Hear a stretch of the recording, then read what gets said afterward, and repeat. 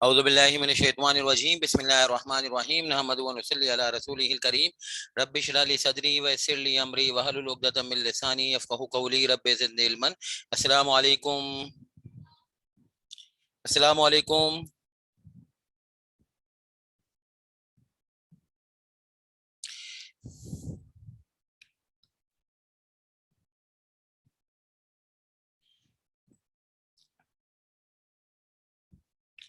अच्छा, ये बताइए कि आपको जो है एक्सेल की शीट कोई नजर आ रही है? कोई एक्सेल की शीट नजर आ रही है? नहीं नजर आ रही।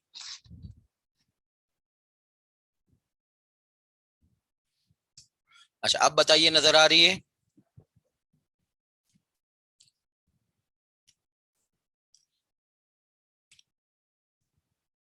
जी चलें। अच्छा, पहले तो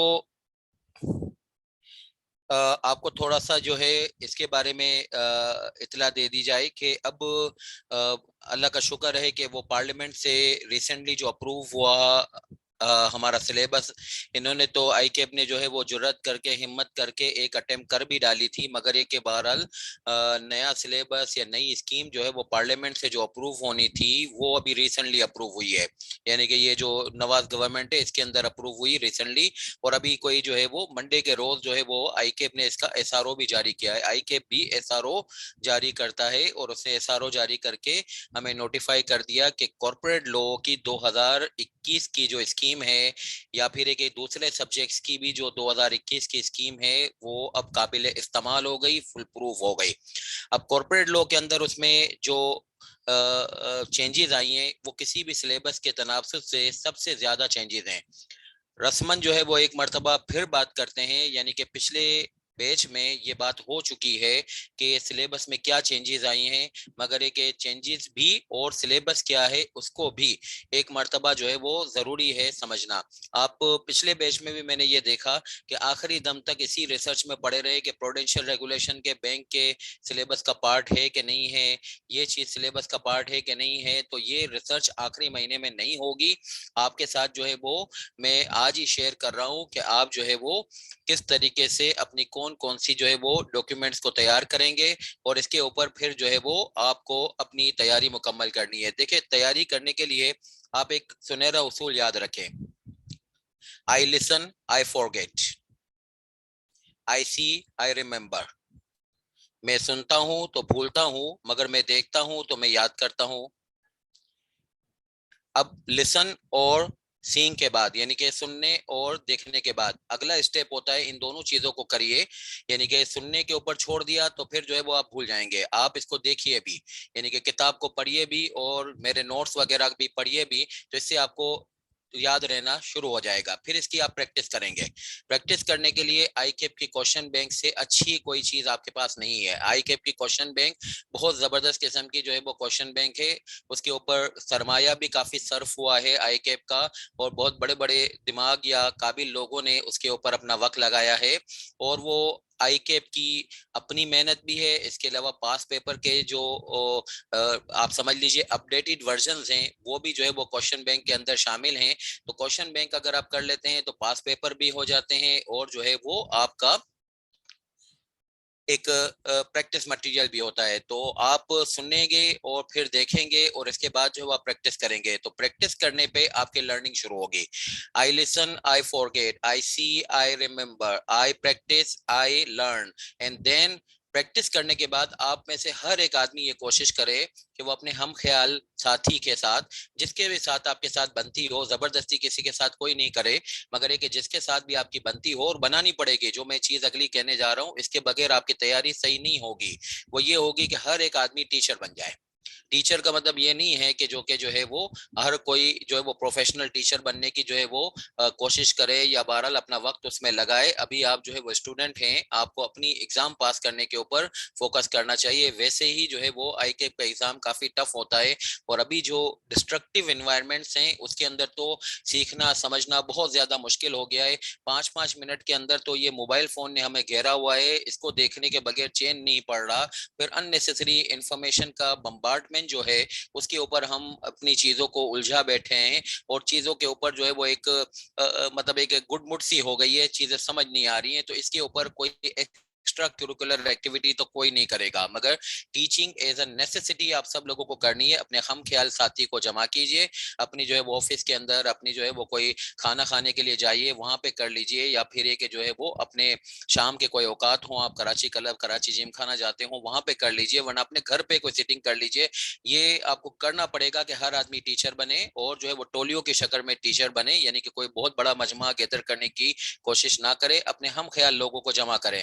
हम ख्याल लोगों को जमा नहीं करेंगे तो फिर उस सूरत हाल में आपको अननेसेसरी सवालात का सामना करना पड़ेगा, आप मुश्किल में आ जाएंगे।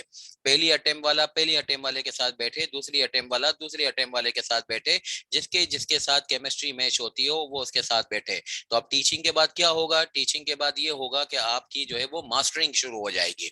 तो I listen, I forget, I see, I remember, then I practise and I starts learning, and learning के बाद जो है वो फिर टीचिंग करूंगा, तो टीचिंग करने पे क्या होगी, मास्टरिंग हो जाएगी।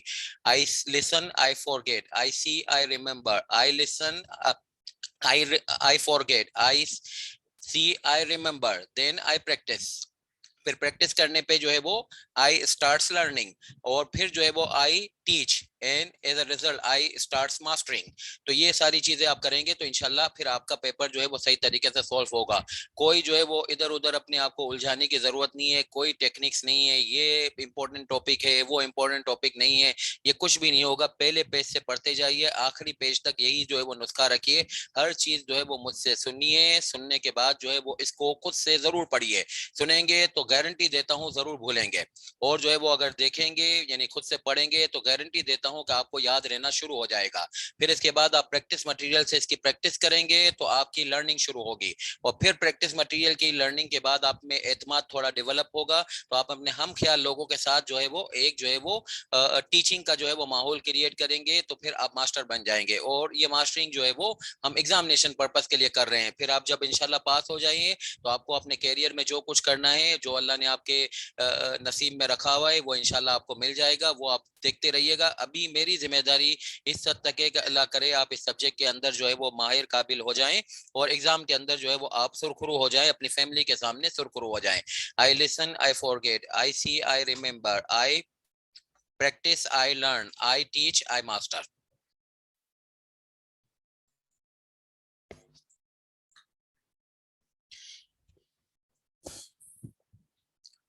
तो ये जो है वो आपका पढ़ाई का नुस्खा, और इस सारे नुस्खे के ऊपर जो है वो आज मैं आपके साथ जो है वो डिस्कस करना चाहता हूं कि किस तरीके से हमारा सिलेबस होगा।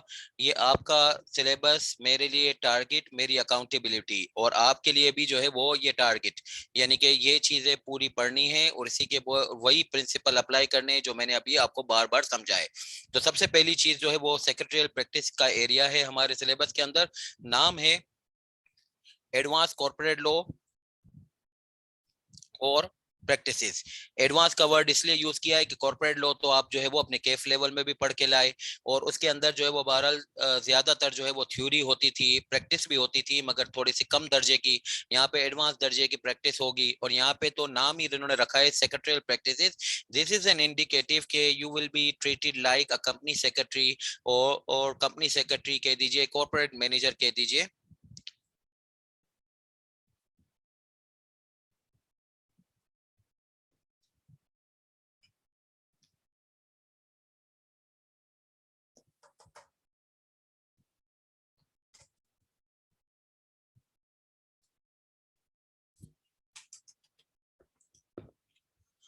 हो गए।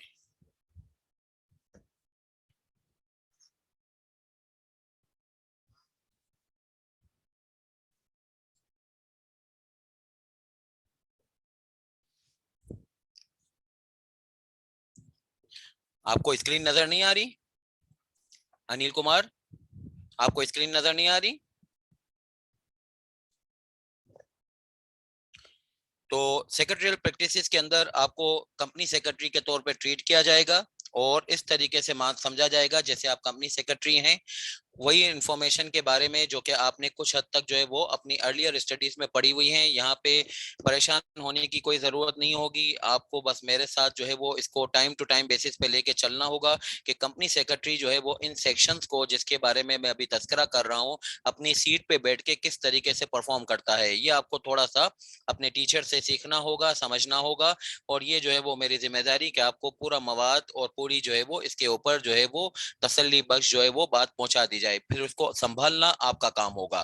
तो सेक्रेटरियल प्रैक्टिसेस का एरिया है 35 से 45 नंबर तक आपको ट्रीट किया जाएगा कि आप सेक्रेटरी हैं, और आपको ये सेक्शंस के ऊपर जो है वो कंपनीज एक्ट की अपनी महारत जो है वो जतानी होगी। 1 से लेकर 275 तक सेक्शन, फिर 293 से 302 सेक्शन, फिर 304 से 306 सेक्शन, फिर 312 से 396, 406 से 468, और 471 से 473, 498, 500 और 505। ये सारे वो सेक्शंस हैं जो कि कंपनीज एक्ट के आपको पढ़ने हैं सिलेबस के लिए। बाकी जो सेक्शंस इसमें गायब नजर आ रहे हैं वो आपको नहीं पढ़ने हैं। तो अब इसको बार बार रिसर्च ना कीजिएगा, ये लिस्ट आपके साथ बंधी हुई होनी चाहिए, और इसके ऊपर जो है वो आप अपने आप को तैयार रखिएगा। बाकी अननेसेसरी सेक्शंस के ऊपर अपने आप को ना उलझाइएगा, ये सेक्शन ही आपको पढ़ने हैं। फिर कंपनीज एक्ट में जो मुख्तलिफ शेड्यूल हैं, उसमें बहुत मशहूर शेड्यूल हैं फोर्थ और फिफ्थ स्केड्यूल, जो हर आर्टिकल ट्रेनी जो है पढ़ता है ऑडिट के दौरान में, क्योंकि हमारी फाइनेंशियल स्टेटमेंट जो एनुअल ऑडिटेड फाइनेंशियल स्टेटमेंट्स हैं, उनकी फॉर्मेटिंग जो है वो फोर्थ और फिफ्थ स्केड्यूल कंपनीज एक्ट के तहत होती है। मगर एक वो कंपनीज एक्ट के जो फोर्थ और फिफ्थ स्केड्यूल हैं वो तो आप अकाउंटिंग के टीचर के साथ अकाउंटिंग के पेपर के लिए पढ़िएगा, फाइनेंशियल रिपोर्टिंग के लिए।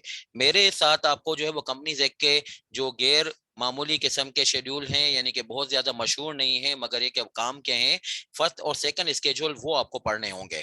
फिर इसके बाद आपको कंपनीज पोस्टल बैलेट रेगुलेशन 2018 पढ़ना होगा।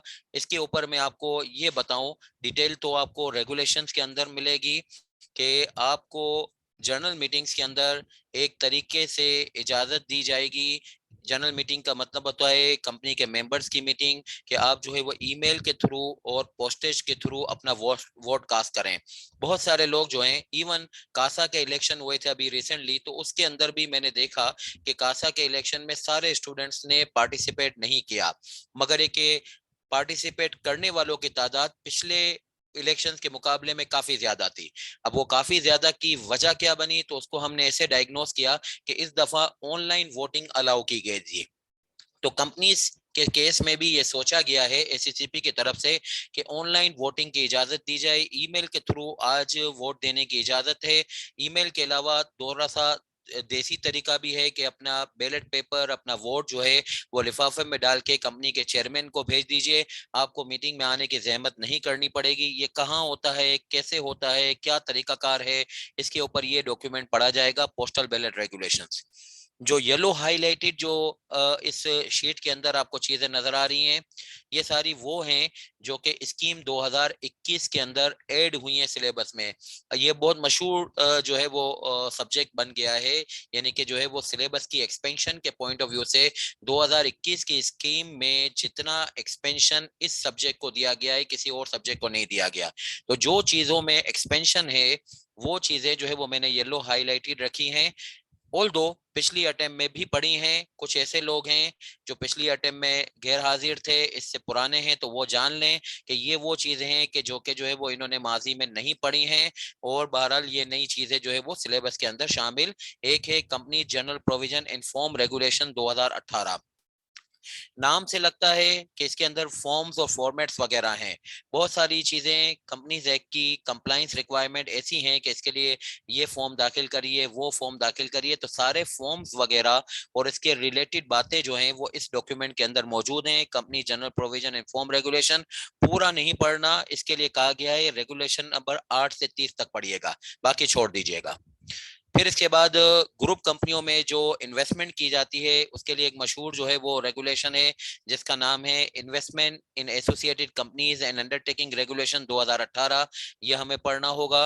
एम्प्लॉइज कंट्रीब्यूटरी फंड इन्वेस्टमेंट इन लिस्टेड रेगुलेशन 2018, ये इस बात के ऊपर जो है वो हमें मुकर्रर करता है कि रिटायरमेंट फंड्स के पैसे जो हैं, कंपनियों के अंदर जो रिटायरमेंट फंड्स होते हैं, इनके पैसे जो है वो लिस्टेड सिक्योरिटीज में या म्यूचुअल फंड्स वगैरह में कैसे इन्वेस्ट करना चाहिए, ये रेगुलेशन हमें बताएगा। फिर रिलेटेड पार्टी ट्रांजैक्शंस, आईएमएफ के पास भी बहुत मशहूर जो है वो ये डिस्कशन है, पाकिस्तान की टैक्स अथॉरिटीज के पास भी, ऑडिटर्स के अंदर भी, आइजा के पॉइंट ऑफ व्यू से भी ये वन ऑफ द जो है वो स्पेसिफिक एरिया है जिसके ऊपर ऑडिटर की बहुत ज्यादा जानकारी होती है। रिलेटेड पार्टी ट्रांजैक्शन में क्या प्राइसिंग मैकेनिज्म है, इसके डिस्क्लोजर्स हैं कि नहीं है। कॉर्पोरेट लॉ में भी इसकी कुछ डिस्कशंस हैं जिसके लिए हमें ये कंपनीज रिलेटेड पार्टी रेगुलेशन 2018 पढ़ना पड़ेगा। इसके अंदर अगेन आपकी आसानी है, रेगुलेशन 3 से 6 तक पढ़िएगा, सारा कुछ ना पढ़ लीजिएगा। फिर इसके बाद जो है वो रेगुलेशन डिविडेंड के, डिविडेंड की जो पेमेंट है उसके ऊपर जो है वो डिविडेंड की पेमेंट के ऊपर स्टेट बैंक ऑफ पाकिस्तान की अप्रूवल लेनी चाहिए। तो उसमें अप्रूवल में डिले हो रहा हो तो फिर क्या करना चाहिए, डिविडेंड को जो है वो कितने दिनों में शेयर होल्डर को पे कर देना चाहिए, ऑनलाइन जो है वो या डायरेक्ट जो है वो क्रेडिट किया जाएगा उसके बैंक अकाउंट में, लिस्टेड कंपनी के केस में उसकी क्या मोडस ऑपरेंडी है, ये सारी चीजें जो है वो रेगुलेशन 2017 डिविडेंड रेगुलेशन में पढ़ी जाएंगी। कंपनी की इनकॉर्पोरेशन जो की जाती है उसके अंदर जो है वो बहुत सारे प्रोसीजरल मैटर्स इन्वॉल्व हैं कि एससीसीपी के पास क्या डॉक्यूमेंट्स किस तरीके से फाइल किए जाएं, उसमें एरर्स हो जाते हैं तो क्या होता है, फिर हमारा कोई फॉरेन शेयर होल्डर हो तो क्या होता है, कोई अफगानी हो तो फिर क्या होता है। तो इस केस में जो है वो कंपनीज इनकॉर्पोरेशन रेगुलेशन 2017 जो है वो काबिल एतमाद डॉक्यूमेंट होगा पढ़ने के लिए। और इसके लिए हमें रेगुलेशन 2 से लेकर 10 तक और फिर 15 नंबर रेगुलेशन पढ़ना होगा। फिर जो पब्लिक कंपनियां होती हैं उसमें दो तरीके होते हैं कैपिटल जमा करने के। एक तो ये कि आप अपनी सिक्योरिटीज को पब्लिकली ऑफर कर दो और आवाम से यानी कि पब्लिक से पैसा या कैपिटल जमा कर लो, तो उस केस में तो फिर वो कंपनी बन जाती है पब्लिक कंपनी, लिस्टेड कंपनी बन जाती है। मगर अगर जो है वो पब्लिक कंपनी हो और अभी उसमें इतना इतना एतमाद ना हो कि वो पब्लिकली जाके जो है वो लोगों से कैपिटल इकट्ठा कर सके, तो फिर वो चंद लोगों के साथ, कुछ लोगों के साथ जो है वो कैपिटल इकट्ठा करती है, उसको कहते हैं प्राइवेट प्लेसमेंट। इसके लिए जो है वो ये 3 रेगुलेशन जो है वो पढ़े जाएंगे, प्राइवेट प्लेसमेंट रूल्स 2017 से, रेगुलेशन रूल नंबर 4 से लेकर 6 तक। कंपनी के अंदर बोनस शेयर जारी होते हैं, राइट शेयर जारी होते हैं। इन बोनस और राइट शेयर्स के ऊपर क्या लवाजमात हैं, इसके ऊपर जो है वो companies further issue of shares regulation 2020 पढ़ा जाएगा। देन आफ्टर जो है वो सिक्योरिटीज एक्ट 2015 का काफी मुश्किल जो है वो लॉ है, ये पढ़ा जाएगा जिसके अंदर हमें ये रिलेवेंट सेक्शंस मैंने हाईलाइट किए हुए हैं। इसमें हमें पब्लिक ऑफरिंग का प्रोसीजर भी सिखाया जाएगा। इसके अंदर हमें कंपनियों के अंदर, लिस्टेड कंपनियों के अंदर जो टेक ओवर्स होते हैं, एक मैनेजमेंट जाती है नई मैनेजमेंट आ जाती है, वो भी सिखाया जाएगा। फिर ये कि सिक्योरिटीज की लिस्टिंग कराने के लिए हमें स्टॉक एक्सचेंज के साथ जो मरासिम और रवाबित कायम करने पड़ते हैं उसके बारे में भी पढ़ाया जाएगा। बहरहाल 12 नंबर जो सिक्योरिटीज एक्ट 2015 है इसके स्टार्ट में ही आपको लिखा हुआ मिल जाएगा, ये सिर्फ लिस्टेड कंपनीज के ऊपर अप्लीकेबल है। और इसकी इतनी खासियत है कि कंपनीज एक्ट में भी आप जो है वो जब स्टार्ट का पहला पेज पढ़ेंगे तो वहां पे आपको डेफिनेशंस जो शुरू होती हैं सेक्शन 2 में, उस डेफिनेशंस वाले सेक्शंस के सबसे आखिरी में लिखा हुआ मिलेगा कि कंपनीज एक्ट पढ़ते वक्त कोई चीज की आपको तसल्ली ना हो, कोई डेफिनेशन समझ में ना आए तो आप सिक्योरिटीज एक्ट 2015 में चले जाइएगा, आपको समझ में आ जाएगा। तो सिक्योरिटीज एक्ट 2015 जो है वो एक पैरेलल लॉ माना जाता है कंपनीज एक्ट के साथ, मगर ये प्योरली जो है वो लिस्टेड कंपनीज के ऊपर अप्लीकेबल है। फिर पाकिस्तान स्टॉक एक्सचेंज के पास अगर आप अपनी सिक्योरिटीज को लिस्ट करवाते हैं तो उस केस में आपको स्टॉक एक्सचेंज की एक किताब है जिसका नाम है पीएसएक्स रूल बुक। वो कुछ एडिशनल आपके ऊपर फॉर्मेलिटीज ले आता है, then what you have already complied under the companies act and then after on the basis of securities act आप बहुत अच्छे तरीके से अपनी जिंदगी मुरतब कर चुके होते हो। मगर एक और जो है वो बर्डन ऑफ फॉर्मेलिटी आपके ऊपर पढ़ाया जाएगा, दिखाया जाएगा, समझाया जाएगा, उसको कहा जाता है पीएसएक्स रूल बुक। और पीएसएक्स रूल बुक की आसानी हमें यह है कि हमें इसका सिर्फ चैप्टर नंबर 5 पढ़ना है, पूरा कोई ना पढ़ ले उसको। फिर इसके बाद लिस्टेड कंपनियों के अंदर ये अंदाज मुकर्रर है कि आप चाहें तो कुछ अरसे के बाद शेयर होल्डर्स को एग्जिट ऑप्शन दे दें, उनको कहें कि आप अपने शेयर्स जो हैं वो कंपनी को वापस करें और अपने पैसे ले जाएं। ये किस तरीके से होगा इसके ऊपर सारी बातचीत जो है वो बाईबैक ऑफ शेयर्स रेगुलेशन 2019 से समझा जाएगा। फिर इसके बाद listed company substantial acquisition of voting shares and takeovers, ये लिंक करके पढ़ा जाएगा सिक्योरिटीज एक्ट के साथ। सिक्योरिटीज एक्ट का जो वन ऑफ द सब्जेक्ट है वो ये भी है कि कंपनियों की टेक ओवर कैसी होती है, जो अभी मैंने कहा कि मैनेजमेंट चेंज होती है वो कैसे होती है, टेक ओवर कैसे होता है, ये सिक्योरिटीज एक्ट में एक पूरा सब्जेक्ट है। उस सब्जेक्ट के अंदर बहुत सारी चीजों की हमें तसल्ली नहीं होती है, तो वो तसल्ली ना होने के ऊपर फिर ये रेगुलेशंस आए हैं। टेक ओवर रेगुलेशन 2017 वो इसके साथ मिला के पढ़े जाएंगे, तो फिर टेक ओवर की पूरी बात होगी। और ये बहुत मुश्किल जो है वो कानून है, मगर ये कि हमारे सिलेबस का बहरहाल पार्ट है। फिर public offering regulation, again one of the toughest and lengthy area of your syllabus, के पब्लिक ऑफरिंग किस तरीके से की जाती है। यानी कि अगर पब्लिक ऑफरिंग रेगुलेशंस की मैं बात करूं तो इसके लिए कोई भी लिस्टेड कंपनी मैंने तो नहीं देखी कभी कि उन्होंने अपनी पब्लिक ऑफरिंग खुद कर डाली हो। हमेशा कंसल्टेंट्स को हायर करते हैं। वो कंसल्टेंट जो है वो जब पब्लिक ऑफरिंग की कंसल्टेंसी करता है, सिक्योरिटीज की पब्लिक ऑफरिंग और अवामी तौर पे कैपिटल इकट्ठा करना, तो उसके अंदर अक्सर और बेशतर ये होता है कि वो कंसल्टेंट 2 करोड़ 2.5 करोड़ रुपए फीस जो है वो चार्ज करता है। तो वो कंसल्टेंट जो सीख के 2-2.5 करोड़ रुपए की फीसें बना रहा है, वो चीजें आपको सीखनी पड़ेंगी। जब स्कीम 2021 नहीं था तो ये हम लिमिटेड वे में पढ़ते थे, अब ये पूरा का पूरा आपके सिलेबस का पार्ट है। आप इसमें देखिए कि कोई सेक्शन या रेगुलेशंस का रेफरेंस नहीं है, पूरा रेगुलेशंस आपके जो है वो सिलेबस का पार्ट है। लिस्टेड कंपनीज के अंदर और पब्लिक सेक्टर कंपनीज के अंदर और एनबीएफसीज के अंदर आपको इंडिपेंडेंट डायरेक्टर रखने जरूरी है। इंडिपेंडेंट डायरेक्टर क्या होते हैं जगह पे देख लिए जाएंगे, कितने रखने हैं वो भी जगह पे देख लिए जाएंगे। मगर इंडिपेंडेंट डायरेक्टर को किस तरीके से जाना जाता है कि वो इंडिपेंडेंट है, इसके लिए आपको ये रेगुलेशन 2018 पढ़ने पड़ेंगे। और अगेन जो है ये जो है वो येलो हाईलाइटेड है टू मीन के इसके ऊपर आपको ये जो है वो मैं कहना चाहूंगा कि ये नया एडिशन है।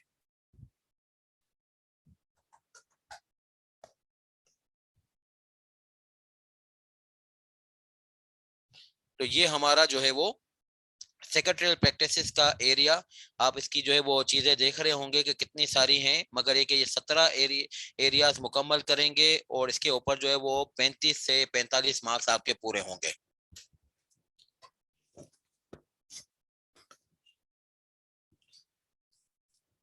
अच्छा, ये इंशाल्लाह अभी मुझे आप थोड़ा सा टाइम देंगे ना हारिस, हम जो है वो सिलेबस अभी डिस्कस कर रहे हैं, फिर इसके बाद आपको एक्ट और रूल्स और रेगुलेशंस के बारे में भी समझाया जाएगा।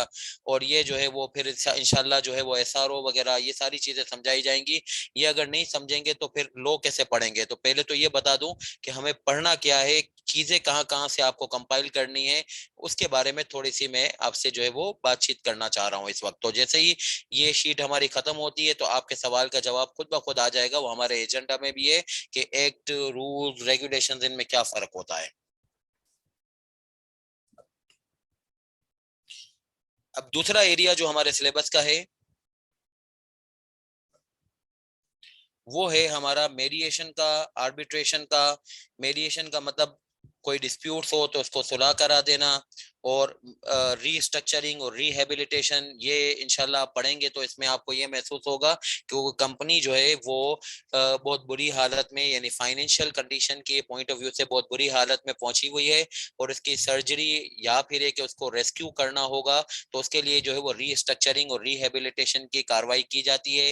ये कैसे की जाती है, इसके लिए तो सबसे पहले कंपनीज एक्ट के सेक्शन 276 से 292 पढ़े जाएं।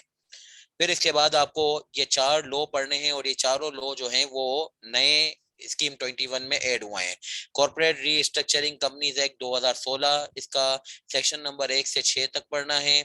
Corporate rehabilitation act chapter number 1 और 2 पढ़ना है। कॉर्पोरेट रीस्ट्रक्चरिंग कंपनीज रूल 2019 और ये पूरा पढ़ना है। और कॉर्पोरेट रिहेबिलिटेशन रेगुलेशन 2019, इसके अंदर आप ये जानकारी करेंगे कि अगर कोई चीज जो है, कोई कंपनी जो है वो अगर फाइनेंशियल यानी कि माली मामलात के अंदर मुश्किलात का शिकार और नतीजतन अब कोलैप्स होने के जो है वो करीब है, तो उसकी रिहेबिलिटेशन और रीस्ट्रक्चरिंग कैसे की जाती है। अभी इस वक्त जो पाकिस्तान के माशी मामलात हैं उसके अंदर भी जो माशी माहिरीन हैं वो यही कहते हैं कि हमारी जो है वो फाइनेंशियल कंडीशंस के ऊपर रीस्ट्रक्चरिंग और रिहेबिलिटेशन की जो है वो कोशिश करनी चाहिए। हम जो है वो ये टेम्परेरी सॉल्यूशंस के ऊपर चले जाते हैं कि इससे लोन ले लिया, उससे ले लिया, ये एक अच्छा पायदार मुफीद तरीका नहीं है। ये जो है वो बड़े बड़े जो है वो और नुकसानात की शक्ल में आगे जिंदगी में और आते जो रहेंगे। तो नतीजतन रीस्ट्रक्चरिंग और रिहेबिलिटेशन एक ऐसी चीज होती है जिससे कोई मुल्क या कोई कंपनी जो है वो अपने पैरों पे दोबारा खड़े होने के काबिल हो जाती है। बहरहाल कंट्री कैसे होता है वो हमारा सब्जेक्ट नहीं है, हमारा सब्जेक्ट ये होगा कि वो कंपनी जो है अपने पैरों पे कैसे खड़ी हो जाए, तो उसके ऊपर इंशाल्लाह ये 4 लॉ हम जो है वो पढ़ेंगे।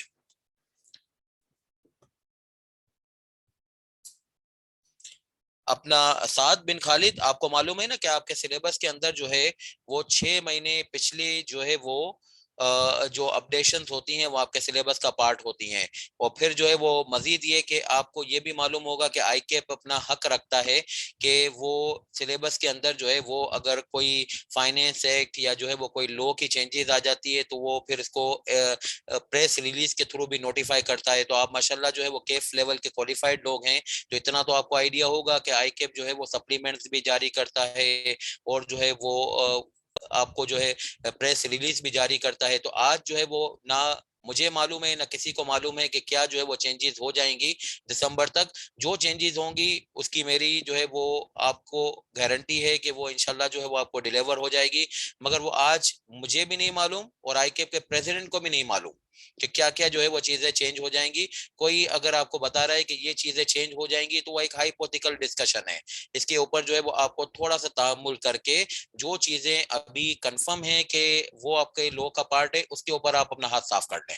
फिर आपको जो है वो ये महसूस होने लगा कि भाई जो है वो ये चीजें जो है वो जो ऑलरेडी कंफर्म है वो तो मैंने कर लिया, अब मेरे पास जो है वो बहुत सारा वक्त है, वक्त गुजर नहीं रहा। तो फिर आप मुझसे मशवरा करेंगे तो मैं आपको कोई और चीजें भी बताऊंगा, मगर फॉर द टाइमिंग ये चीजें हमें हाईलाइटेड नहीं है। और इसके ऊपर थोड़ा सा जो है वो रिस्क लेने का भी कोई इरादा नहीं करना चाहिए कि यार ये चीजें चेंज हो जाएंगी और ये चेंज हो सकती हैं। तो ये तो आईकेप हमें बताएगा, तो इंशाल्लाह जब ऑफिशियल डिस्कशन हो जाएगी तो हतमी चीज जो है वो आगे आपको डिलीवर की जाए। और मुसलमान की शान भी यही होती है कि जो कंफर्म चीज हो उसी को फिर आगे डिलीवर करता है वो।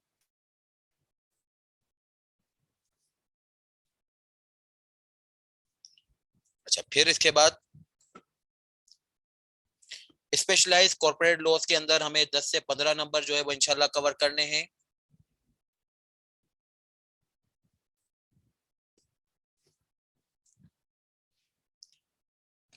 शाहजेब देखें, अगर आप जो है वो जून 2022 के लेक्चर्स अगर सफिशिएंट होते हैं तो आप मुझे बताइए कि मैं फिर क्लासे क्यों ले रहा हूँ। जून 2022 के लेक्चर सफिशिएंट होते, मैंने आपके सवाल के ऊपर सवाल छेड़ डाला, आप बताइए कि मैं फिर क्लास क्यों ले रहा हूँ।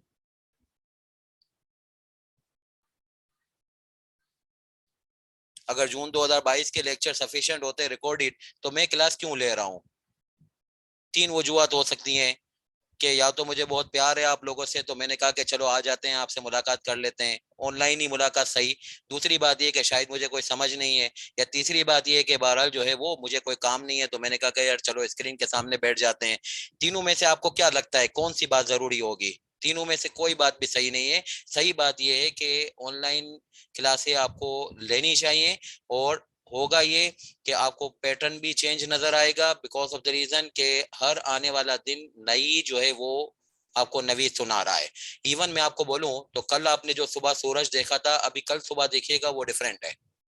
उसकी तपिश में फर्क है, हवाओं का रुख चेंज हो चुका है, मौसमियात चेंज हो चुकी है। जिस जमीन से गंदुम उगती थी, सालों साल से उगती थी, उसकी कल्टीवेशन जो है वो सेम लोग ही कर रहे हैं मगर पैदावार में फर्क है।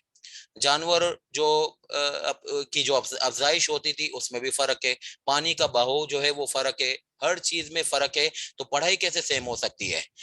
एक ही चीज है जो कि पढ़ाई में या दूसरी दुनिया में सेम है, वो अल्लाह और रसूल के बनाए हुए कानून है। 1450 साल 1400 4300 साल जो है वो गुजरे, उसके ऊपर वही प्रिंसिपल्स आज भी चल रहे हैं। मदरसे में देखता हूँ वही जो है वो प्रिंसिपल चला रहे हैं जो मस्जिद नबवी में असहाब सुफा के ऊपर जो असहाब सुफा जो है वो चबूतरे के ऊपर बैठ के जो मदरसा चलाते थे, आज भी उसी प्रिंसिपल पे चलता है मामला। एक उस्ताद बैठा होता है, 6 जो है वो उसके पास वो कुरान के रेले लेके जो है वो सर हिला हिला के पढ़ रहे होते हैं और 2 साल के बाद देखते हैं तो वो हाफिज हो जाते हैं। तो ये प्रिंसिपल वही है जो कि 1450 साल से चल रहा है। बाकी इसके अलावा जहाँ पे अल्लाह ने हमें इख्तियार दिए हैं वो सारे चेंज हो रहे हैं। तो 2022 जून 2022 और दिसंबर 2022 में 6 महीने का फर्क है। तो 15 जून 2022 16 जून से फर्क है, 16 जून जो वो 17 जून से फर्क है। तो दिसंबर 2022 जून 2022 की कैसे बराबर हो सकता है? बिल्कुल नहीं हो सकता। तो इसलिए मैं भी आपके सामने स्क्रीन पे आके बैठ गया, तीनों में से कोई बात नहीं है। यानी कि मुझे काम भी है, मैं इस वजह से नहीं बैठा कि मुझे कोई काम नहीं है। मैं समझता भी हूँ चीजों को, अल्लाह का शुक्र है 27वां साल शुरू हो रहा है पढ़ाते पढ़ाते। तीसरी बात यह है कि बहरहाल जो है वो मोहब्बत तो इज्जत तो आपकी बहुत सारी है, मगर एक बहरहाल जो है वो इज्जत और मोहब्बत अपनी जगह पे, मगर नेसेसिटी है ये। आपका हर दिन जो है वो आने वाला नई चीजें जो है वो लेके आ रहा है। आप अपनी पढ़ाई के साथ साथ अपनी जिंदगी को भी नए नए तरीकों से इस्तेमाल करेंगे तो ही जो है वो आप भी अपनी जिंदगी की स्ट्रगल में खड़े रह पाएंगे। वरना जो है वो आप यही करते रहेंगे कि जून 2022 की 2 जनवरी 2022 से मैं लिंक कर लूं और उसके ऊपर जो है वो जिंदगी गुजार लूं। नहीं गुजर रही। सूरज अलग हो गया, चांद अलग हो गया, तो जिंदगी कैसे जो है वो सेम गुजर सकेगी? चलें आगे बढ़ते हैं।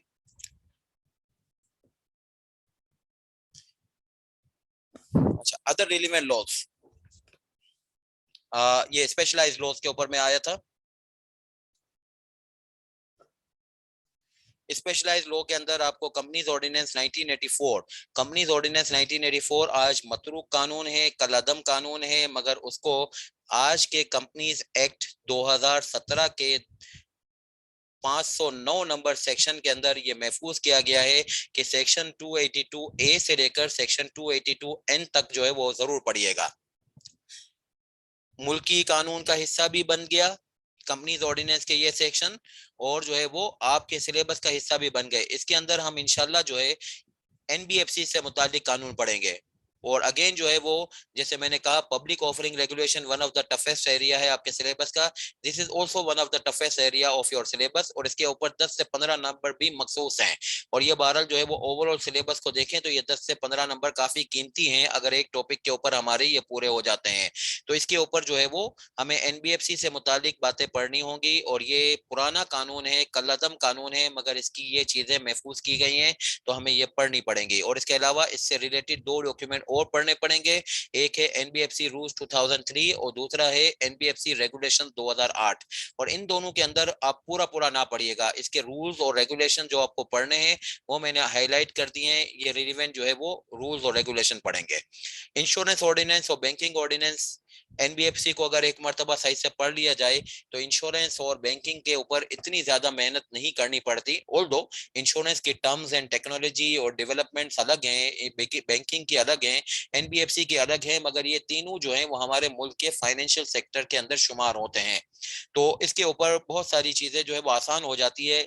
अगर हम कोई एक कानून पढ़ लें तो बाकी कानून को पढ़ने में आसानी हो जाती है। हमारी तरतीब ये होगी कि हम एनबीएफसी को पहले निपटा देंगे तो फिर इंश्योरेंस और बैंकिंग हमारे लिए आसान हो जाएगी। बहरहाल इन 3 एरियाज को, यानी कि एनबीएफसी को और इंश्योरेंस को और बैंक को 10 से 15 नंबर के लिए पढ़ा जाएगा। और आइडियली आप ये ले लीजिएगा, पास पेपर का ट्रेंड ये कहता है कि एनबीएफसी के ऊपर तो इंशाल्लाह जो है वो 8 से 10 नंबर का सवाल आ ही जाएगा।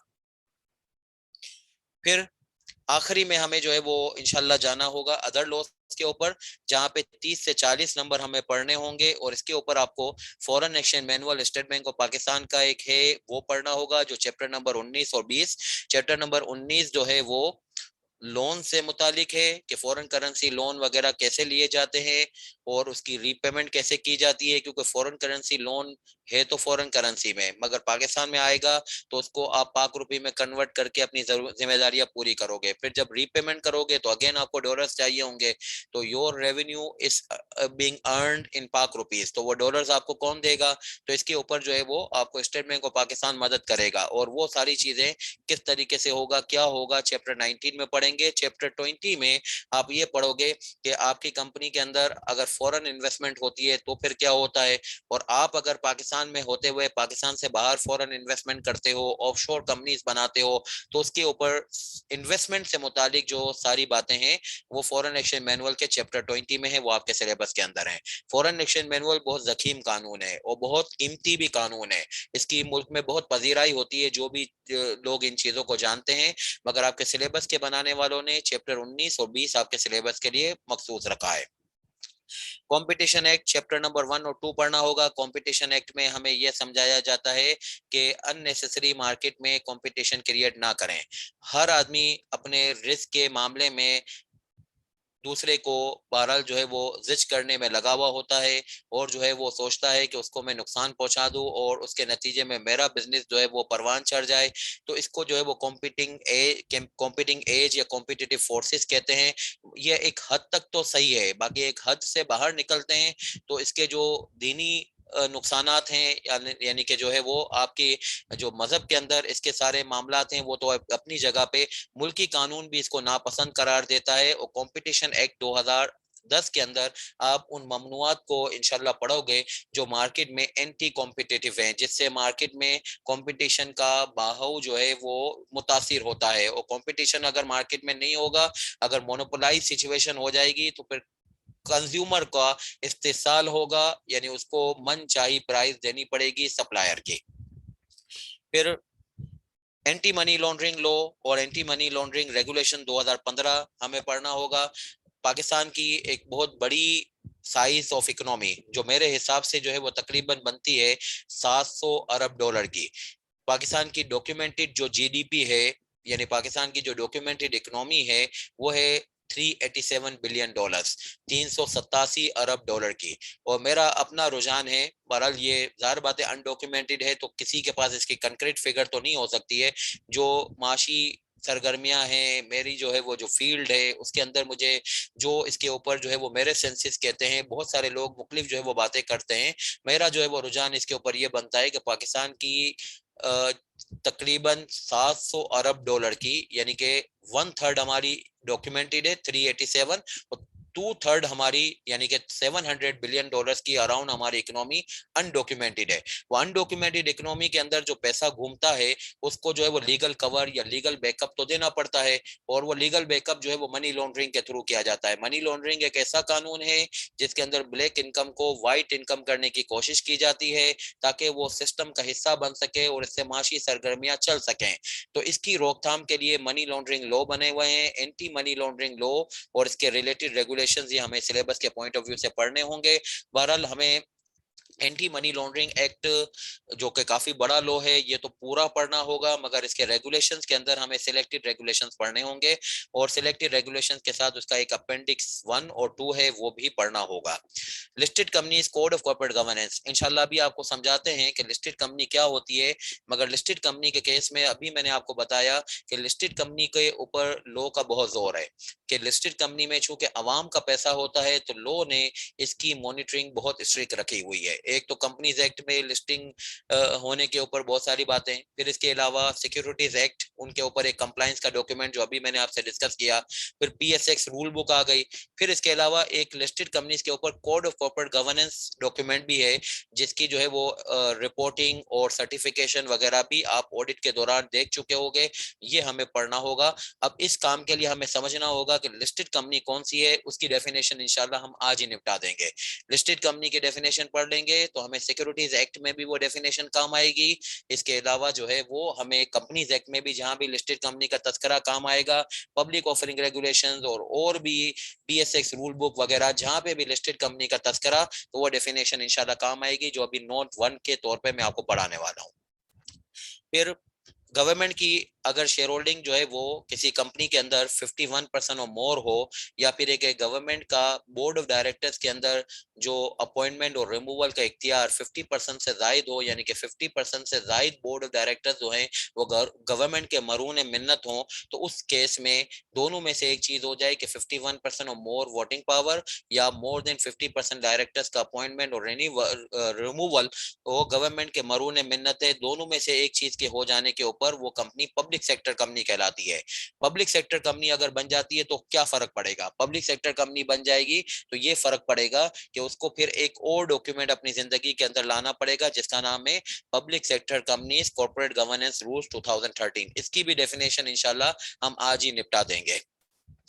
फिर ये जो ऑनलाइन पेमेंट है वगैरह होती हैं, इंक्लूडिंग जो है वो ये कार्ड पेमेंट्स होती हैं, यानी कि जो क्रेडिट कार्ड्स वगैरह के थ्रू, फिर इसके अलावा ये मनी ग्राम्स होते हैं, फिर इसके अलावा ये जो है वो वेस्टर्न यूनियन होता है, फिर इसके अलावा ये जो टेलीकॉम कंपनीज हैं, जेएस कैश हो गया या मूवी कैश हो गया, तो ये जो ऑनलाइन पेमेंटों का जो निज़ाम है, ये कैसे ऑपरेट होता है, इसकी कैसे लाइसेंसिंग वगैरह मिलती है, ये किसकी कंट्रोलिंग या मॉनिटरिंग के अंदर ऑपरेट होते हैं, इसके ऊपर एक कानून है, ये हमारे सिलेबस का पार्ट बनाया गया स्कीम 2021 के थ्रू। ये हमें पढ़ना होगा, payment systems and electronic fund transfer act 2007। मामूली से सेक्शंस हमारे सिलेबस के अंदर रखे गए हैं, कोई मुश्किल नहीं है, आसान सा मामला है, हम सारे इससे यूज टू हैं, मगर एक इसकी लीगल फ्रेमवर्क से शायद हम वाकिफ नहीं थे, तो ये हमारे सिलेबस का पार्ट है। फिर एक अजीब सी चीज इन्होंने डाल दी है, हालांकि ये तो ऑडिट का पेपर में होना चाहिए था, या बहरहाल आपकी जो एमएसए वगैरह के अंदर डालते तो ज्यादा बेहतर था, मगर इन्होंने यहाँ पे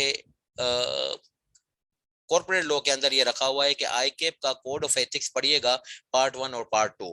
तो ये भी जो है वो एक नया एडिशन है स्कीम 2021 के अंदर। तो ये आपके सिलेबस का एक इजमाली खाका मैंने आपको पेश किया, इसको आपको कंफ्यूज नहीं करना, मतलब ये आखिरी दम तक जो है वो आप रिसर्च नहीं करते रहना कि ये पढ़ूं ने वो पढ़ूं, ये चीज निकाल दूं, ये करूं। तो बस यही चीजें आपको पढ़नी है, इसमें से कोई भी चीज आपको छोड़नी नहीं है, इसके ऊपर जो है वो हर चीज के ऊपर आपको इक्वल जो है वो तरीके से अपना वक्त लगाना है। फिर आखिर में जब आपका रिविजन इंशाल्लाह शुरू होगा, तो उस वक्त फिर आपकी जो है वो इजाजत होगी आपको कि आप जिन चीजों के ऊपर अपनी ज्यादा जो है वो महारत कायम करेंगे, जिन टॉपिक्स का रिपीटेटिव बेसिस पे एग्जामिनेशन में आना जो है वो मशरूत है, लाइक एनबीएफसी है, टेक ओवर लॉ है, फॉरेन एक्सचेंज मैनुअल है, तो ये सारी चीजें जो है वो हमेशा आती हैं। बैंक और इंश्योरेंस कम आता है, इसके अलावा ये आपका कंपटीशन एक्ट भी कम आता है, तो इसके ऊपर थोड़ा सा कम जो है वो आप रिवीजन के वक्त टाइम लगाएंगे, मगर शुरू में कोई सिलेक्शन नहीं होगी, शुरू से एक एक पेज जैसे मैं पढ़ता जा रहा हूँ आपको मेरे साथ जो है वो लेना है। हम बेयर एक्ट से पढ़ेंगे, उस बेयर एक्ट को जो है वो आपने तो अपने पास हार्ड बाउंड वॉल्यूम रखना होगा क्लास के अंदर, आप उसके अंदर देखते रहिए, मैं आपको इलेक्ट्रॉनिक डॉक्यूमेंट से पढ़ा रहूंगा, एक एक वर्ड जो है वो हम पढ़ रहेंगे और उस एक एक वर्ड की तशरीह करेंगे और उसके जो सिनेरियोज होंगे उसको हैंडल करते जाएंगे। ऐसे करते करते करते हम साथ साथ उसके प्रैक्टिस मटेरियल के साथ साथ जब एंड पे पहुंचेंगे, तो फिर आपके जिम्मे एक काम ये होगा कि आईकेप की जो क्वेश्चन बैंक होगी वो आपको करनी होगी। आईकेप की क्वेश्चन बैंक जो है वो आपने हमारी पढ़ाई के हिसाब से सारी कर ली, तो उसके ऊपर आप समझ लीजिए आपके पास पेपर भी हो गए। और जो क्लास के शुरू में मैंने आपसे बात की थी कि आपकी लर्निंग आपकी प्रैक्टिस के ऊपर मरून मिन्नत है, तो आपकी प्रैक्टिस जो है वो कौन सी डॉक्यूमेंट से होगी, वो आईकेप की क्वेश्चन बैंक से होगी। I listen I forget, I see I remember, I practise I learn, I teach I master. तो मेरी लर्निंग जो है वो इस बात के ऊपर मुकर्रर है कि मैं जो है वो प्रैक्टिस करूं, तो वो प्रैक्टिस जो है वो मैं आईकेप की क्वेश्चन बैंक से करूंगा। ये आप लोगों ने सबने तैयार कर लिया।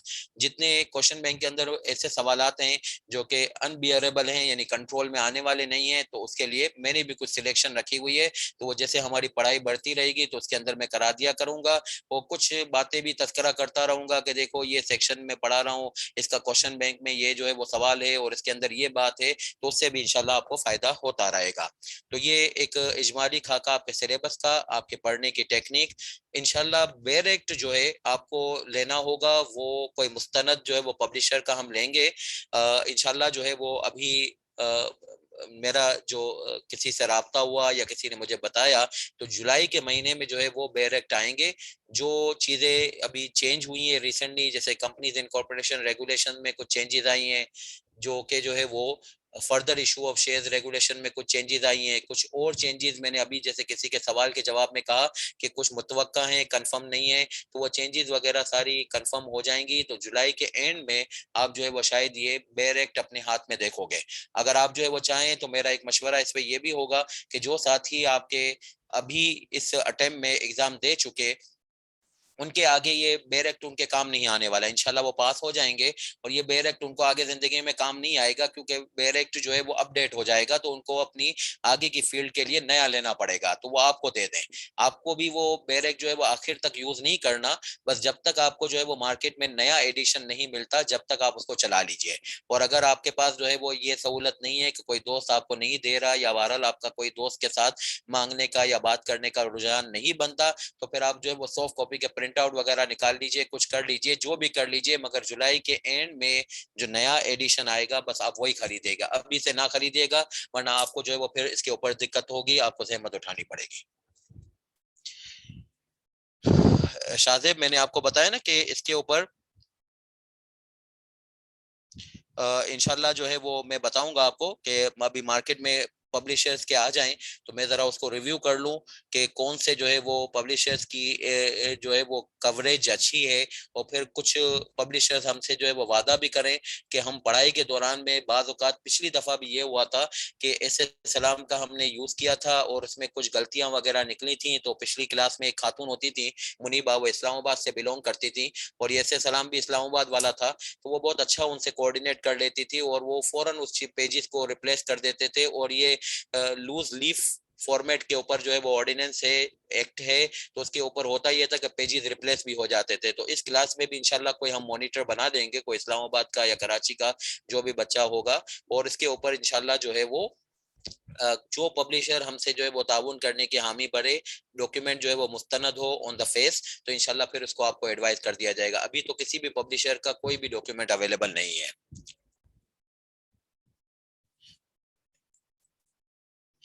जी बिल्कुल, जून तो अभी आप में से कोई भी बंदा जून 23 का है या दिसंबर 23 का है या दिसंबर 22 का है, मेरी जितनी भी आप लोगों से अभी बातचीत हो रही है ये सबके लिए यकसा है।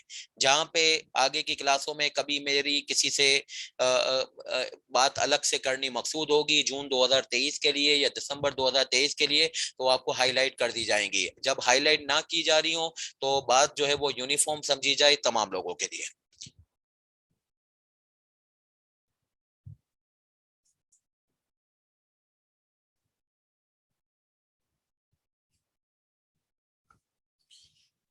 कहा अगर आप सबसे पूछोगे और ये जिसने भी आपको रिकमेंड किया है, तो आप रिकमेंड करने वालों को ये पूछिए कि भाई आप तो खुद अगर जो है वो एग्जाम नहीं दे रहे तो आप मशवरा कैसे दे रहे हैं। और दूसरी बात ये है कि अगर एग्जाम दे के अगर आप फेल हो गए हैं तो फेल होने के ऊपर तो आपकी कॉम्पिटेंसी बनती ही नहीं है मशवरा देने की।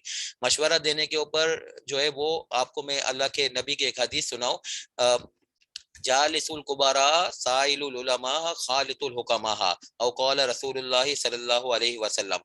आप जब किसी की मजलिस में बैठे हैं तो वो आपसे बड़े होने चाहिए। जालिसुल कुबारा का मतलब आपसे बड़े होने चाहिए।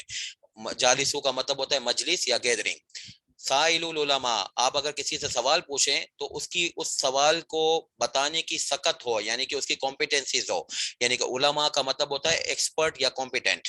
और फिर जो है वो खालितुल हुकमा, और आपकी जो दोस्तियां होंगी यानी कि आप रूटीनली जो अपने दिल का दर्द किसी के साथ शेयर करोगे तो वो हुकमा होना चाहिए, यानी कि बहुत आलिम फाजिल किस्म के लोग, बहुत जो है वो अल्टीमेट जो है वो इंटेलेक्ट जो होगा आपकी फील्ड का या आपके जो है वो जो मिजाज से मैच होता होगा उससे आपकी जो है वो दोस्ती होनी चाहिए। ये थोड़ी होगा कि जो बंदा खुद फेल हो गया वो दूसरों को मशवरा देना शुरू कर दिए। हमारे मुल्क में तो ये एक बहुत बड़ा मसला है कि जो है वो लोग इस बात की सेंसिटिविटी समझते नहीं है।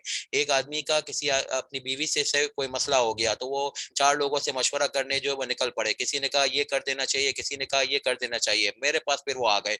तो मैंने कहा भाई चार लोगों ने जो मशवरे दिए उनमें किसी की भी शादी हुई है? उन्होंने कहा नहीं, किसी की भी शादी नहीं हुई। तो उन्होंने मशवरे क्यों दिए? उन्होंने मशवरे क्यों दिए? उनको तो पता ही नहीं है कि अज़दवाजी जिंदगी के क्या मसले मसाइल होते हैं। वो मशवरे क्यों देने के लिए आ गए?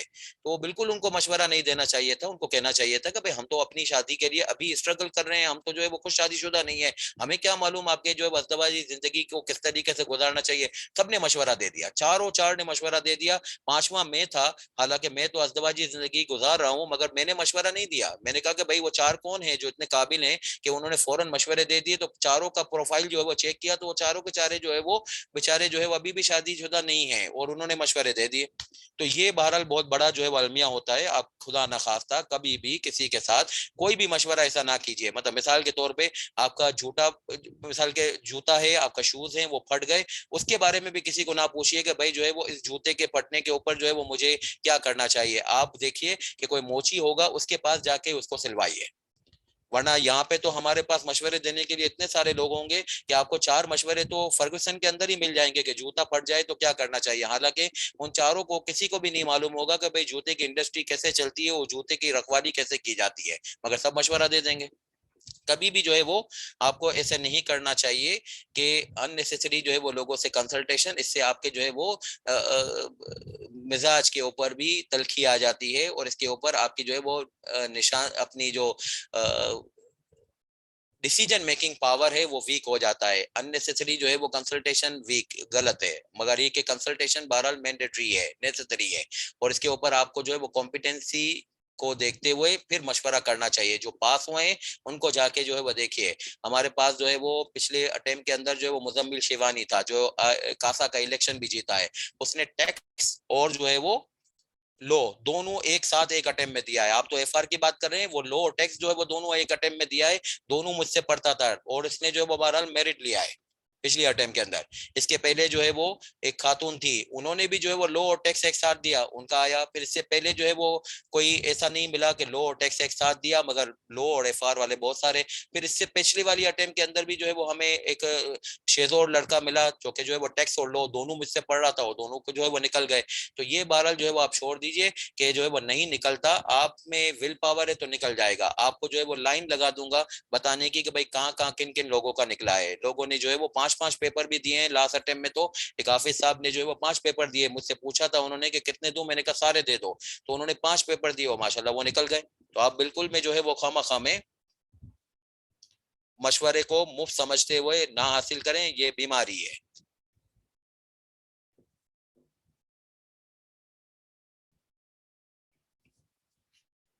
जो खुदा न खास्ता नशे के आदी होते हैं, उनको भी नशा पहली मर्तबा मुफ्त ही दिया जाता है। जो नशे के आदी हैं, खुदा न खास्ता वो नशे की लत में पड़ गए, तो वो भी उनको पूछिएगा तो वो भी पहला नशा जो है वो मुफ्त में ही करते हैं। वो कहते हैं यार मुफ्त में ये तो है। जो सिगरेट के आदी हो गए उनको भी पहली सिगरेट दोस्त ने मुफ्त में ही दी थी, तो बहरहाल सिगरेट की लत में पड़ गए। तो गलत चीजों में से शैतान हमेशा फरमाया खुद मुहैया कर देता है, और जो है वो आपको लगता है मुफ्त है, चलो क्या मसला है, मगर वो मुफ्त जहर है। तो कभी भी जो है वो अननेसेसरी इन चीजों में ना पड़िए। जो कॉम्पिटेंट लोग हैं उनसे पूछिए और जो है वो आपको सही इंशाल्लाह गाइड करेंगे। अच्छा, अब मैं अपनी बात को आगे जो है वो समेटता हूँ।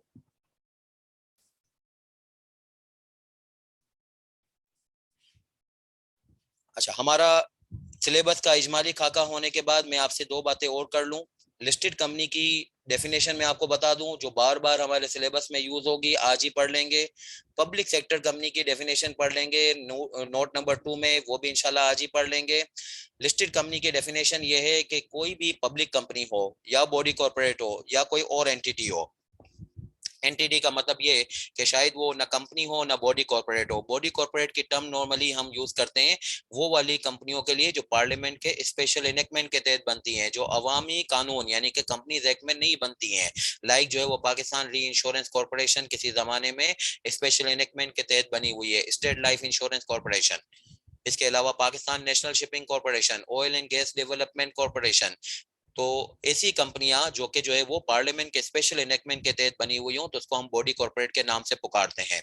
तो चाहे आप बॉडी कॉर्पोरेट हो, चाहे पब्लिक कंपनी हो, या कोई और एंटिटी हो लाइक म्यूचुअल फंड्स जो कि ट्रस्ट की शक्ल में होते हैं, तो इनमें से कोई भी हो, उनकी अगर कोई भी सिक्योरिटी हो, जैसे म्यूचुअल फंड्स के तो यूनिट्स होते हैं, सर्टिफिकेट्स होते हैं, कंपनियों के शेयर्स होते हैं, तो कंपनियों के बाज़ औक़ात डिबेंचर्स भी होते हैं। तो चाहे इक्विटी सिक्योरिटी हो चाहे डेट सिक्योरिटी हो, अगर आप इनमें से कोई स्टेटस कैरी करते हो और आपकी ये सिक्योरिटी स्टॉक एक्सचेंज में ट्रेड होने के लिए एलिजिबल हो गई, यानी कि लिस्टेड हो गई, तो उस केस में आप लिस्टेड कंपनी के डेफिनेशन में शामिल हो गए।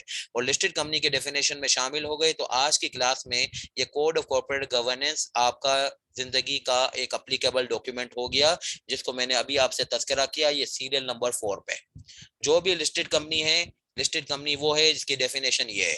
तो लिस्टेड कंपनी को code of corporate governance follow करना जरूरी, फिर सिक्योरिटीज एक्ट अप्लाई करना जरूरी, पीएसएस का रूल बुक अप्लाई करना जरूरी, और कंपनीज एक्ट में भी जहां जहां लिस्टेड कंपनी की बातें लिखी हुई हैं वो अप्लाई होना शुरू हो जाएंगी। ये बात कहते हुए कि आप लिस्टेड कंपनी के अंदर शुमार हो रहे हो। लिस्टेड कंपनी में शुमार होने का अंदाज ऐसे कि सिक्योरिटीज जो है वो आपकी, चाहे वो डेट सिक्योरिटी हो चाहे इक्विटी सिक्योरिटी हो, किसी भी नाम की सिक्योरिटी हो, वो स्टॉक एक्सचेंज में ट्रेड हो रही हो। स्टॉक एक्सचेंज का नाम है पाकिस्तानी स्टॉक एक्सचेंज, या फिर एक कह दीजिए पीएसएक्स।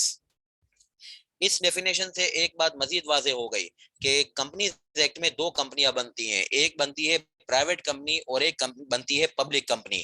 तो लॉ ने डेफिनेशन को फ्रेम करते वक्त एक हमें इनडायरेक्ट इंडिकेशन दे दी कि भाई पब्लिक कंपनी होगी तो उसकी सिक्योरिटी को लिस्टिंग करवा सकते हैं, और इसकी बेस पे कंपनी जो है वो लिस्टेड कंपनी की कैटेगरी में शामिल हो गई। तो प्राइवेट कंपनी होगी तो क्या होगा, प्राइवेट कंपनी होगी तो प्राइवेट कंपनी की डेफिनेशन में भी लिखा हुआ है कि वो तो अपनी सिक्योरिटी को कभी लिस्ट नहीं करा सकती, और लिस्टेड कंपनी के डेफिनेशन में भी लिखा हुआ है कि भाई पब्लिक कंपनी होगी तो वो हो सकती है लिस्टेड। इसका मतलब हुआ कि प्राइवेट है तो वो लिस्टेड नहीं हो सकती है।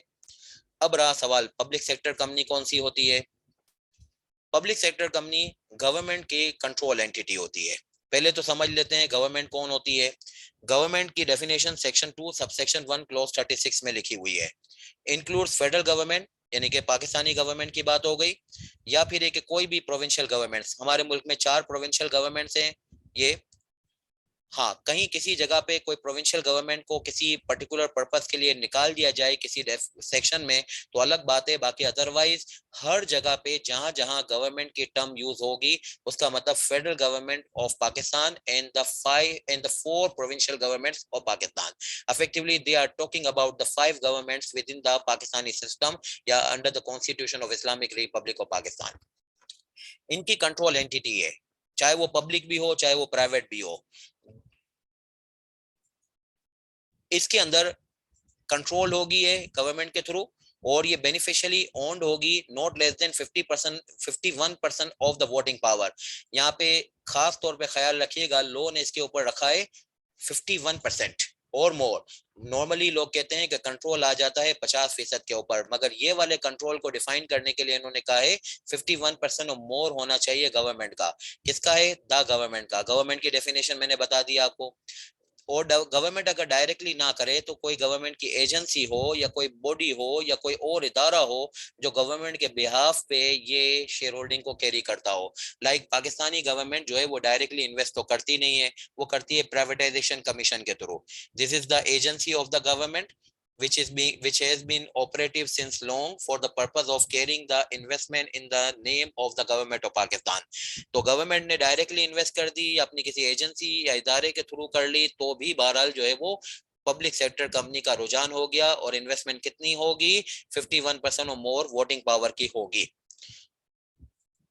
या फिर ये कि इस ये सूरत हाल ना हो तो फिर आप ये प्रूफ कर दीजिएगा कि हमारे पास जो है वो, यानी कि गवर्नमेंट के पास जो है इलेक्ट, नॉमिनेट और अपॉइंट मेजॉरिटी ऑफ इस डायरेक्टर है।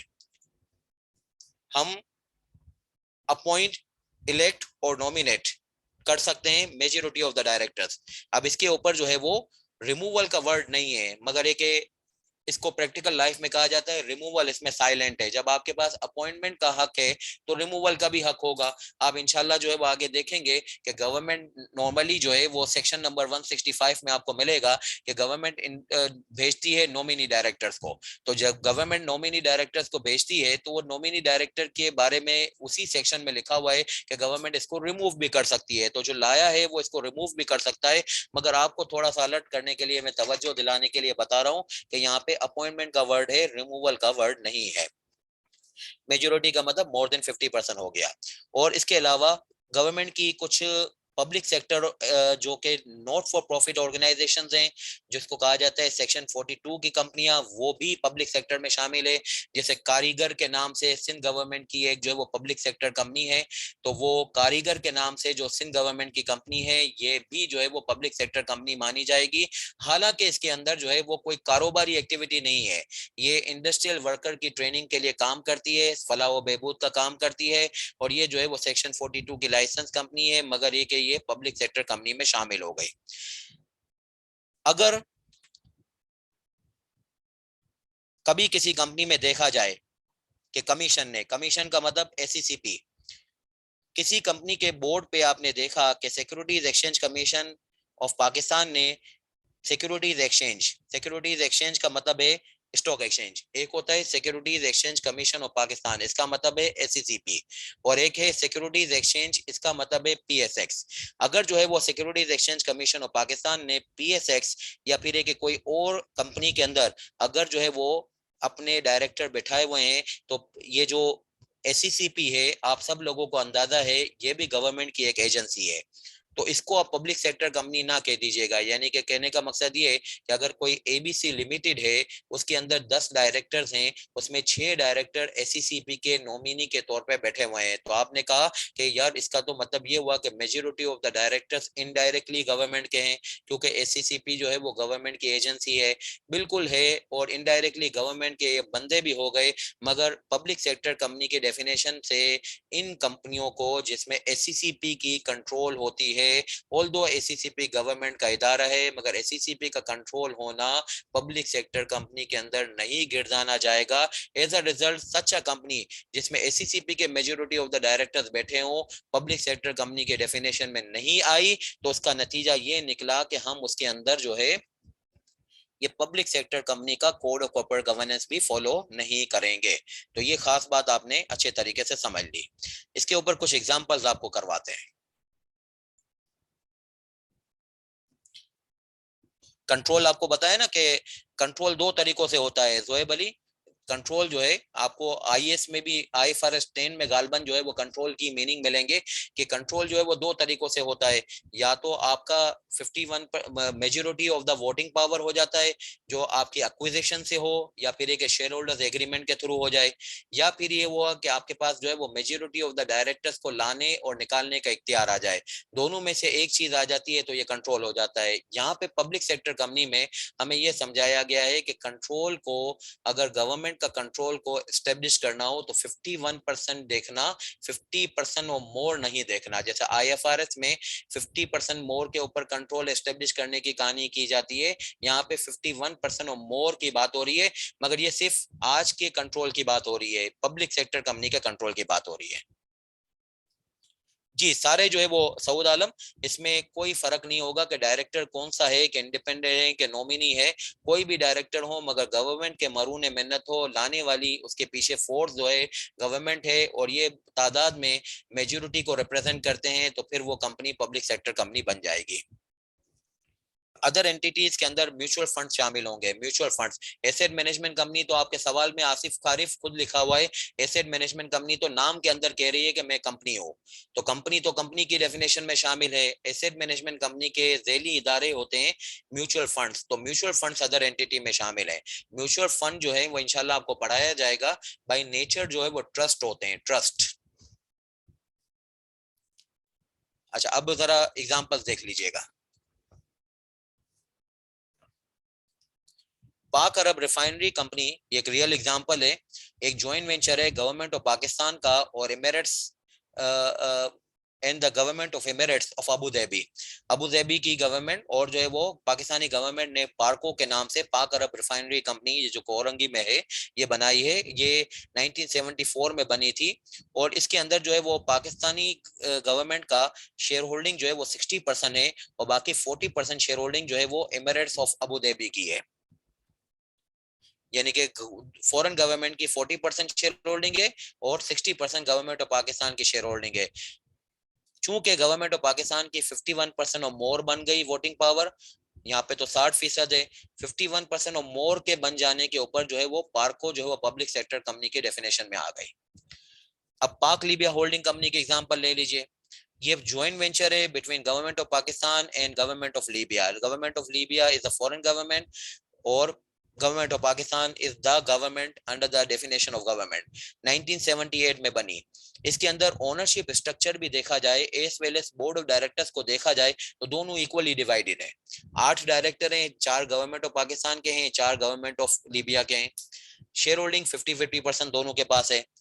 As the government does not have either the 51% or more of the voting power, और ना ही जो है वो इनके पास पावर टू इलेक्ट, नॉमिनेट और appoint, majority of the directors हैं, डायरेक्टर्स भी इक्वल हैं, शेयर होल्डिंग भी 50% है, ना 51% वोटिंग पावर बन रहा है, ना मेजोरिटी ऑफ द डायरेक्टर्स को लाने का इख्तियार बन रहा है, तो ये गवर्नमेंट की इन्वेस्टमेंट वाली एंटिटी तो है, मगर ये पब्लिक सेक्टर नहीं बनती।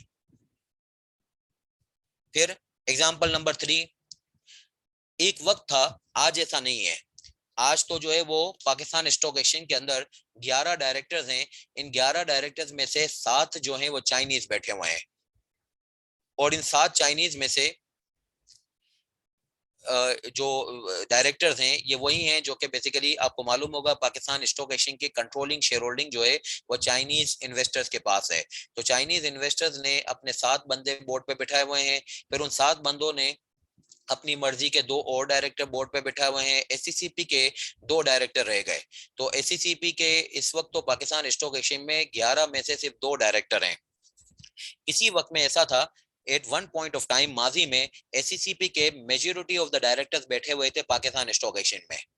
मगर at that time Pakistan stock exchange जो है वो पब्लिक सेक्टर कंपनी नहीं थी, क्योंकि एससीसीपी की नॉमिनेशन जो होती है बोर्ड ऑफ डायरेक्टर्स में, ये लास्ट पैराग्राफ पढ़ रहा हूँ, पाकिस्तान स्टॉक एक्सचेंज के बोर्ड पे या किसी और भी एंटिटी के बोर्ड पे अगर जो है वो एससीसीपी की शेयर होल्डिंग जो है वो या डायरेक्टर्स का शुमार जो है वो बल्ले 50% से जायद हो जाए, 51%, मोर देन जो है वो मेजोरिटी हो जाए, मगर इसके बावजूद भी एससीसीपी की इन्वॉल्वमेंट की वजह से किसी एंटिटी को आप पब्लिक सेक्टर कंपनी नहीं कहेंगे। और इसकी वजह क्या है? ये प्रोवाइजो है। प्रोवाइजो हमेशा प्रोवाइडेड के वर्ड से शुरू होता है। प्रोवाइडेड के वर्ड का मतलब ये होता है कि ऊपर की बात का एक्सेप्शन। जो चीज प्रोवाइडेड के बाद लिखी हुई होती है वो प्रोवाइडेड के पहले लिखी हुई बात का एक्सेप्शन होती है। आपको कहा गया गवर्नमेंट का कंट्रोल हो जाए तो हो जाती है पब्लिक सेक्टर कंपनी, मगर नीचे एक्सेप्शन में कहा एससीसीपी के थ्रू गवर्नमेंट का कंट्रोल हो किसी कंपनी में या पीएसएक्स में तो फिर वो पब्लिक सेक्टर नहीं होती है।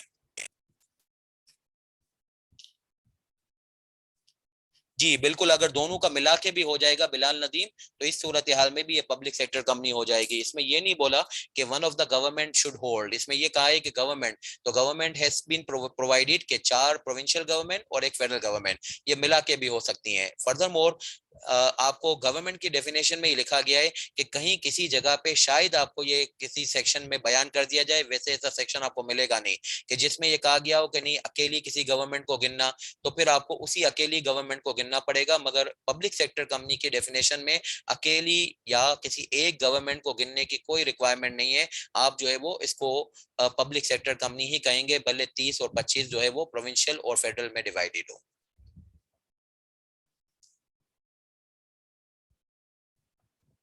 यार पब्लिक हारिस, आपका सवाल कि एससीसीपी को क्यों, एससीसीपी के उसके बंदों को क्यों एक्सक्लूड कर रहा है, खैर आपकी दिलचस्पी है तो मैं आपको बता देता हूं। मगर आपको एग्जाम में ये चीज पूछेगा नहीं कि क्यों ऐसा किया है, आपको तो लॉ के अंदर रहते हुए लॉ की तैयारी करनी है, यानी कि लॉ की फ्रेम जो है उसके अंदर रहते हुए आपको लॉ को रिप्रोड्यूस करना है। तो बहरहाल आपकी दिलचस्पी के लिए बता देते हैं कि एससीसीपी की शेयर होल्डिंग को क्यों एक्सक्लूड किया गया है। हालांकि ये जो है वो एग्जाम में पूछेगा नहीं कि ऐसा लॉ में क्यों बनाया गया है, मगर ये कि आपकी दिलचस्पी के लिए बता देता हूँ। एससीसीपी जो है वो बहुत सारी कंपनियों में अपनी इंटरफेरेंस जो है वो आराम आराम से डेवलप करने की कोशिश कर रहा है। और एससीसीपी का शायद प्लान ये है कि वो जितनी भी जो है वो लिस्टेड कंपनियां हैं उसके अंदर अपने डायरेक्टर्स बिठा दे। और फिर इसके अलावा जो बड़ी बड़ी जो हसास इदारे हैं, लाइक पीआईए है, लाइक जो है वो पाकिस्तान इंजीनियरिंग कंपनी है, उसमें भी अपने बंदे बिठा दे। अब अगर एससीसीपी के बंदे ये बढ़ते रहे और बहुत सारी कंपनियों में majority of the directors SCCP के हो जाएंगे तो फिर वो पब्लिक सेक्टर कंपनी बन जाएगी। और फिर आप इंशाल्लाह जो है वो देखोगे कि पब्लिक सेक्टर कंपनी बनने के ऊपर कंपनीज एक्ट भी उनके ऊपर सख्त हो जाता है। और फर्दर मोर जो है आपकी ये शक्ति भी आ जाती है कि ये जो डॉक्यूमेंट मैं आपको समझा रहा था जिसके लिए मैंने डेफिनेशन पढ़ाई है कि कोड ऑफ कॉर्पोरेट गवर्नेंस और पब्लिक सेक्टर कंपनी जिसके रूल्स 2013 हैं वो भी आपको अप्लाई करने लगेंगे। तो एससीसीपी के बंदे आपके बोर्ड पे बैठे हुए हैं, वही एक निगरानी आपकी शुरू हो गई, यानी वही एक शक्ति शुरू हो गई। और उनकी अगर तादाद जो है वो मेजोरिटी से बढ़ जाती है तो फिर 2 शक्तियां और आ जाएंगी। वो एक शक्ति क्या आ जाएगी, कोड ऑफ कॉर्पोरेट गवर्नेंस बढ़ना शुरू अप्लाई होना शुरू हो जाएगा। और कंपनीज एक्ट में भी जितने जो है वो लिस्टेड कंपनी के प्रोविजन, वो कोड पब्लिक सेक्टर के प्रोविजंस हैं वो आपके ऊपर अप्लाई होना शुरू हो जाएंगे। तो शक्तियों का अंबार ना हो जाए, शक्तियों की जो है वो झलक तो आपके ऊपर आनी शुरू हो जाए मगर अंबार ना हो जाए, इस पॉइंट ऑफ व्यू से निकाल दिया गया है। वरना बहुत सारी कंपनियां जो हैं वो फिर पब्लिक सेक्टर के एम्बिट में आ जाती और फिर वो जो है वो एक हद से ज्यादा किसी के ऊपर दबाव डाला जाए तो फिर जो है वो तशद्दुद के जमरे में आ जाता है और फिर उससे फसाद फैलने का अंदेशा होता है। अच्छा, ये जो है वो हमारी आज की क्लास थी।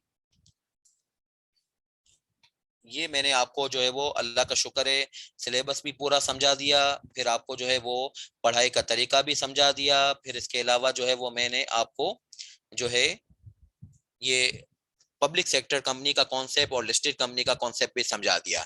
तो इसके ऊपर आज आपके साथ साथ मैं सवाल भी आपसे लेता गया, तो इंशाल्लाह अगली क्लास में मजीद इसके ऊपर सेरा हासिल गुफ्तगू होगी। किसी का एक सवाल था कि एक्ट और रूल्स और रेगुलेशन में क्या फ़र्क है, तो वो मैंने जो है वो उधार रखा है आज के लिए। इंशाल्लाह अगली क्लास में उसको भी क्लियर कर देंगे और भी जो है वो मजीद बातें आपके साथ आगे बढ़ाएंगे, और इंशाल्लाह गाए बगाए इसके ऊपर जो है वो फिर चीज़ें हमारी रिफाइन होती रहेंगी। तो आपका कोई और सवाल हो तो आप पूछ लीजिएगा।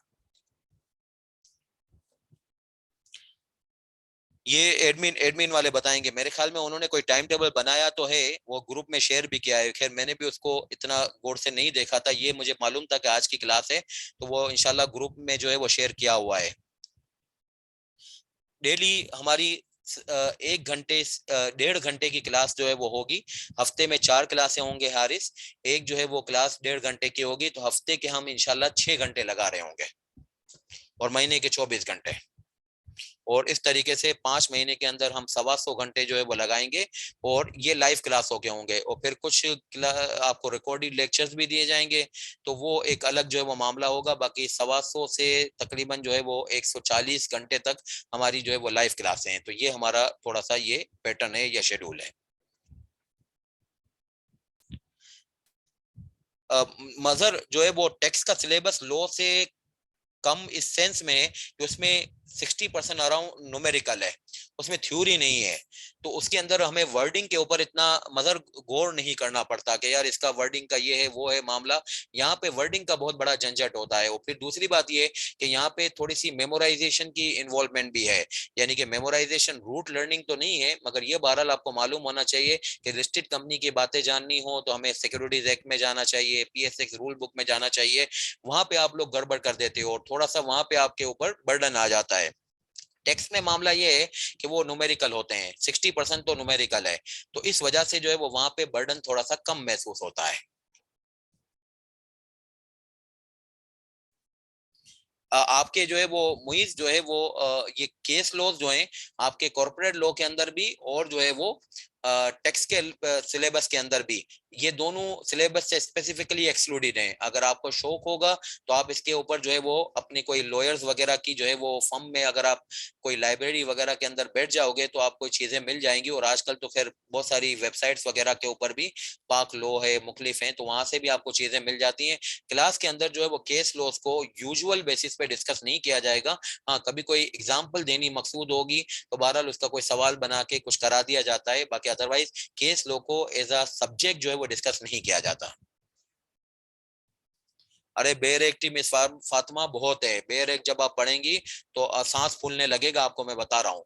तो यही बहुत है, आपको इसके अलावा कुछ भी नहीं पढ़ना। कम पढ़ें मगर एक अच्छा पढ़ें, ऐसा पढ़े कि जो आपको जो है वो संभालना आसान हो जाए। एक बात कंफर्म है कि कयामत के दिन अल्लाह आपसे ये नहीं पूछेंगे कि आपने बेर एक पढ़ा था कि नहीं पढ़ा था। अल्लाह के नबी ने कयामत का पर्चा तो लीक कर दिया है। 5 सवालात हैं, जिंदगी कहाँ गुजारी, जवानी कहाँ गुजारी।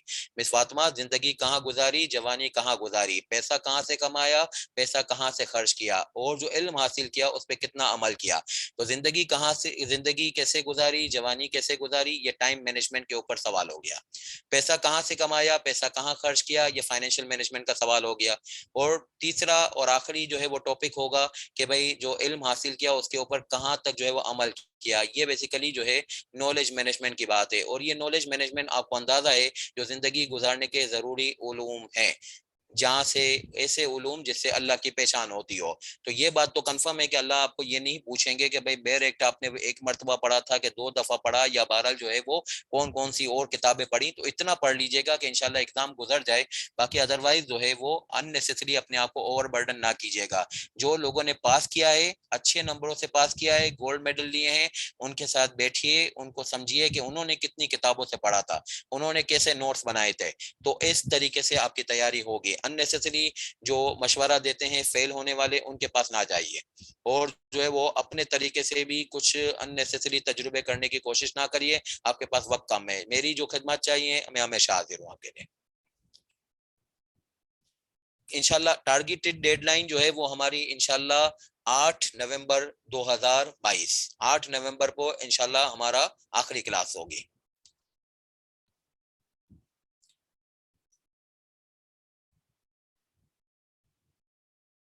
अब ये 9 और 10 बजे की जो बातें हैं ना, ये आपको एडमिन से करनी पड़ेगी। उसके अंदर चक्कर ये है कि किसी के वो फर्म है, किसी के दूसरी क्लास है, तो कर करा के बहरहाल ये आपको एडमिन से करनी पड़ेगी। इसके ऊपर मेरी जो है वो आपसे माजरत होगी। मतलब मैं जस्ट फैकल्टी हूँ, मुझे वो इस चीजों पे इतनी इजाजत नहीं देते। किसी और का कोई सवाल नहीं है तो चले मैं इंशाल्लाह आपसे रुखसत लेता हूँ। अगली क्लास में इंशाल्लाह मुलाकात करते हैं। अल्लाह हाफिज। बारकल्लाहु फीकुम।